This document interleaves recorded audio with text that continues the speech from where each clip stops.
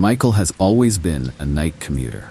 There was something about the deserted roads and the silence of the night highway that made him feel peaceful.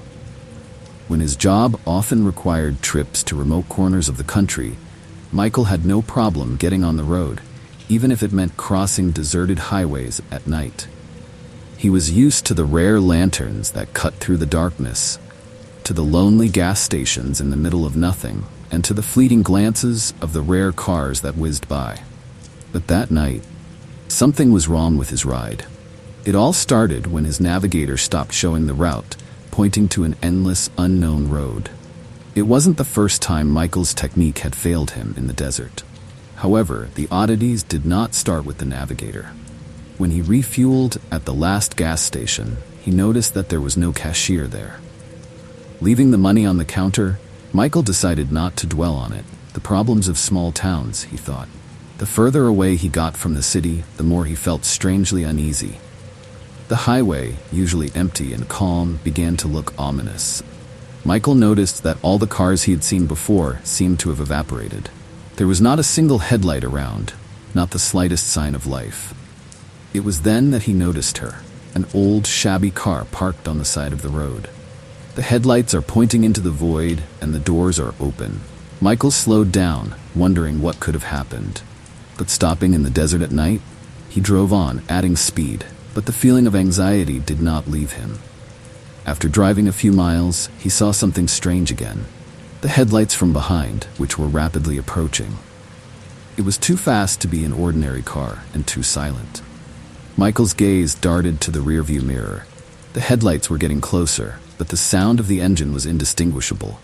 The skin on his arms prickled, and he instinctively stepped on the gas, trying to pull away. But even at high speed, the headlights did not lag behind. After driving a few more miles, Michael felt sweat trickle down his forehead. He couldn't ignore what was happening anymore. My hands were shaking on the steering wheel, and my heart was pounding like crazy. Suddenly, the headlights behind him started flashing, blinding him through the rear window. A thought flashed through my head. Maybe someone wants me to stop? But something inside told him not to do it. It didn't make sense, but Michael felt that if he stopped, it would end up much worse. He increased his speed, accelerating the car to the limit along the winding highway. The headlights were still chasing him, blinking brightly, making his heart beat even faster. The car behind him behaved like a hunted animal chasing its prey. After a couple of minutes, this strange game on the road was abruptly interrupted. The headlights suddenly disappeared. Michael braked, glancing in the rearview mirror. Darkness. No cars, no lights, nothing. He had every reason to relax, but his inner anxiety was only getting worse. Why did all this happen? What kind of car was it? It was only now that Michael realized that in those few minutes he had found himself on a completely unfamiliar stretch of road. The road ahead became narrow, without road signs and fences, as if abandoned. He tried to turn around, but with each turn it seemed to him that the road was going further into the unknown. The fear began to grow, and Michael suddenly realized that he was surrounded only by trees and emptiness. A few miles later, he noticed an old gas station ahead. The light was dimly burning above the entrance, and although Michael didn't want to stop, he needed to catch his breath. He turned into the gas station, leaving the car at the entrance. The gas station doors were open, but there was no one inside. There was an old, dusty cash register behind the counter, and on the counter was a magazine with a headline about some terrible incidents in the area. Michael picked up the magazine, flipping through the pages, but at that moment there was a sound behind him that made his knees tremble. The doors slammed shut with a loud creak. He turned around, expecting to see someone, but the gas station was empty, as before. His heart started pounding wildly, as if something was moving invisibly around him. A sense of impending threat overwhelmed him. Michael rushed to the exit, but the door was locked. And then he noticed the footprints. Boot prints were clearly visible in the dust on the floor, leading towards the back door. Trying not to panic, he pulled out his phone to call someone for help, but the phone was not catching the network. Michael went to the back door, hoping to get out through it, but it was also locked. The walls around him were shrinking, and the air was heavy.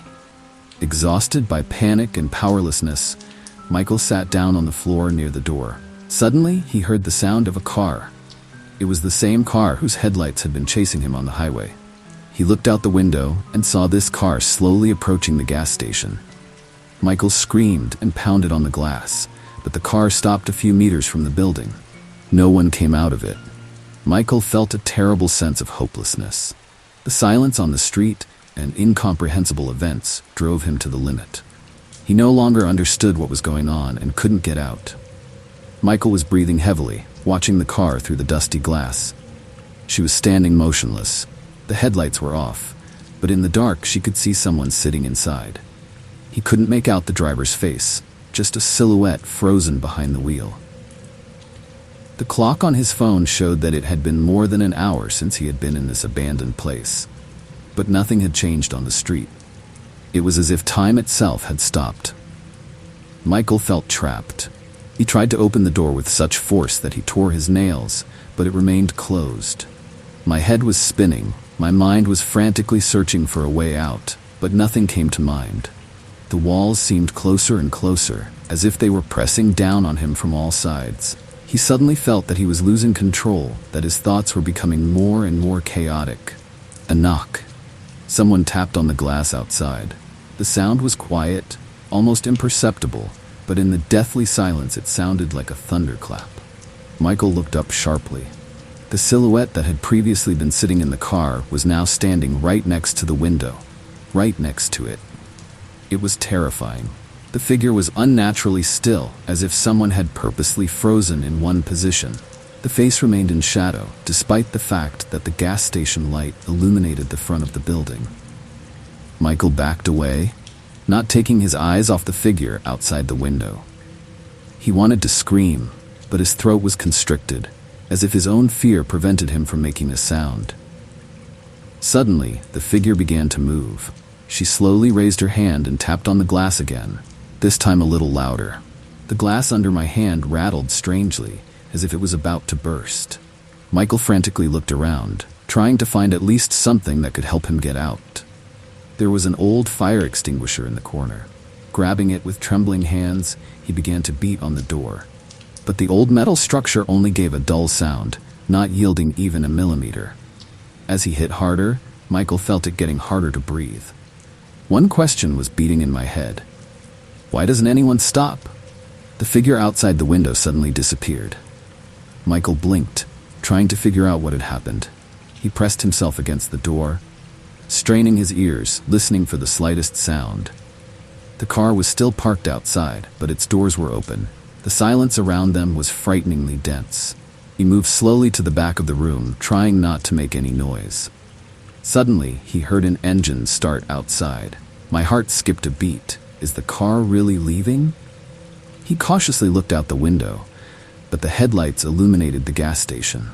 The car was still there, but now its headlights were on again, and their light was relentlessly hitting the glass. Michael's eyes were blinded for a moment, and he stepped back, feeling a strange burning sensation in his eyes. Everything suddenly became blurry. When his vision returned, the figure was standing by the window again, closer this time. Now more details could be seen. It was a man of medium height in shabby clothes. His face was hidden by a dirty hood, but Michael could not be mistaken.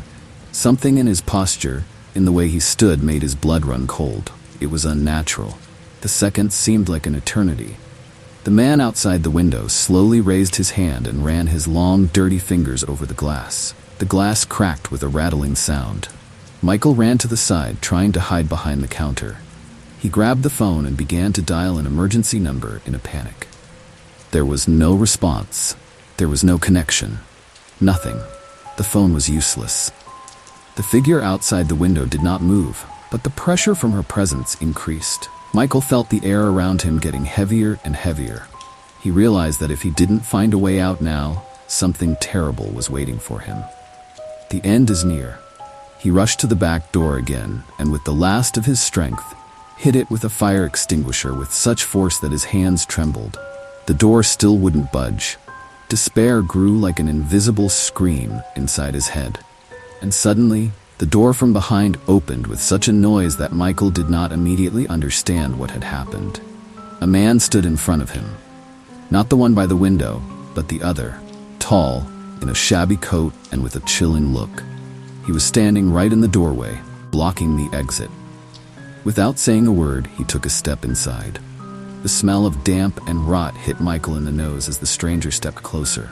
It seemed that his presence had swallowed up the entire space around, as if there was no way out. "You shouldn't have stopped," he said in a low but menacing voice. Michael couldn't answer. His body was paralyzed with fear. The man continued to stare at him, and every step he took was like a sentence. The man in the coat stopped a few steps away from Michael, and suddenly the gas station was quiet again. There were no sounds outside, no cars, no wind. It was as if the whole world outside this room had disappeared. Michael could feel his heart pounding in his chest, but his body refused to obey. He froze like a mouse in front of a cobra. The stranger leaned closer, his breath was cold, and his voice was almost a whisper. "No one should have stayed here." Michael wanted to scream, but the sound stuck in his throat. The man raised his hand. His fingers were long and dirty, like a man digging in the ground. Slowly, he put her on Michael's shoulder.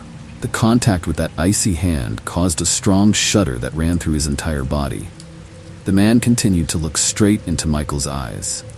There was something ancient in his gaze, something incomprehensible and inexplicable, but not supernatural, just a raw, cold reality. It seemed that this man was witnessing something so terrible that his soul had long ceased to belong to him. "Don't ever go back to this road," he added quietly. And suddenly, the hand on Michael's shoulder tightened with unbearable force. Pain shot through him to the bone. Michael tried to scream, but no sound came out of his mouth. His mind began to blur, and shadows floated before his eyes. The silhouette of the stranger blurred, turning into a dark spot, as if everything around him was swallowed up by darkness. The pressure on his shoulder was increasing, and with every passing moment, Michael felt like he was losing control of his body. The last thing he had time to feel was the cold floor under his knees when his legs gave way.